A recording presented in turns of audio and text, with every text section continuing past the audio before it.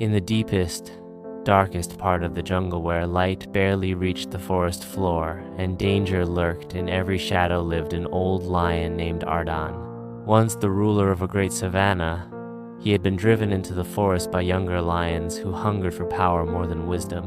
Alone and wounded, Ardan wandered the thick underbrush, limping, surviving on scraps. The forest was foreign, suffocating, and hostile.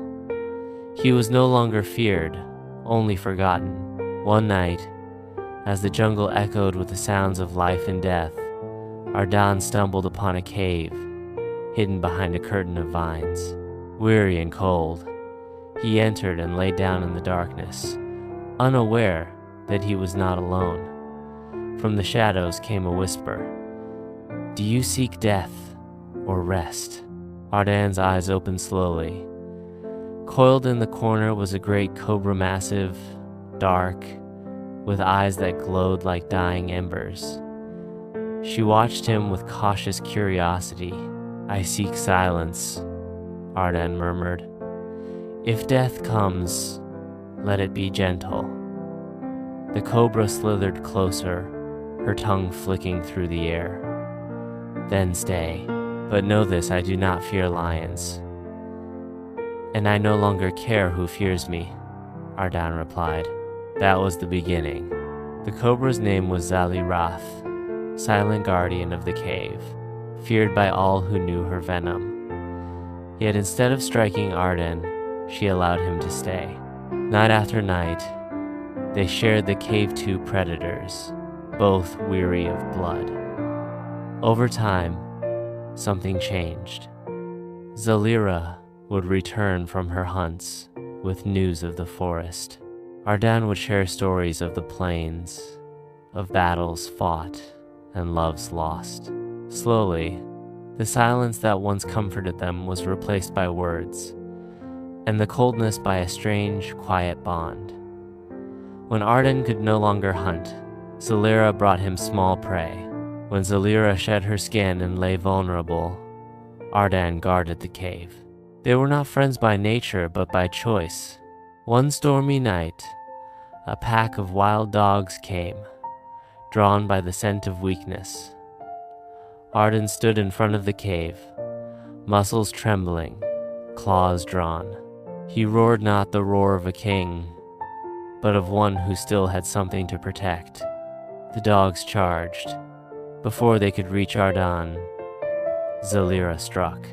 With lightning speed, she danced through the chaos, her venom dropping enemies one by one. Ardan pounced, clawing and biting. Together, the lion and the serpent stood against the pack and won, but not without cost. Ardan lay bleeding, his breath shallow. Zalira coiled beside him, eyes filled with sorrow. "You protected me," she whispered. "As you protected me," he replied with a tired smile. As dawn painted the forest in gold, Ardan closed his eyes for the last Timino in pain, but in peace. Zalira raised her head to the sky and hissed a song only the forest understood. A morning cry. A farewell to a lion who had no pride left, but had found something deeper. From that day on, the cave was sacred. No creature dared approach it, not out of fear, but out of respect. And when the wind blew through the trees, the jungle remembered them not just as beasts of tooth and fang, but as the lion and the cobra, who taught the forest that even the fiercest hearts can find friendship, even where none was ever expected. The promise of silence. Days passed. The jungle moved on as it always does. The birds sang, the trees whispered, the predators hunted, and the prey ran.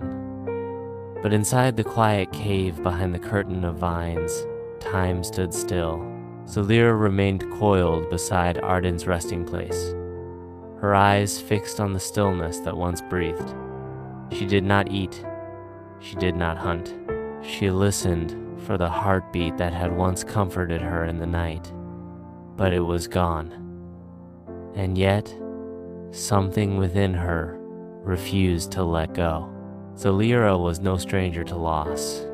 She had lived alone for years, feared, hated, avoided. But never had she mourned before. Not like this. She missed the sound of Arden's heavy breath, the warmth of his fur, the way he would say her name like it belonged in the wind. Then one morning, a young panther cub wandered near the Cavalos, frightened, crying. It muled into the void, looking for its mother. Zalira, hearing the cries, slithered silently from the shadows. The cub froze when it saw her. It expected death, but Zalira did not strike. She circled the cub once, then turned away. The cub followed slowly, cautiously, until they both returned to the cave. She gave the cub a place to sleep. She hunted for it. She curled around it in the cold, and that was how a new story began. Zalira, the serpent once feared, became a guardian.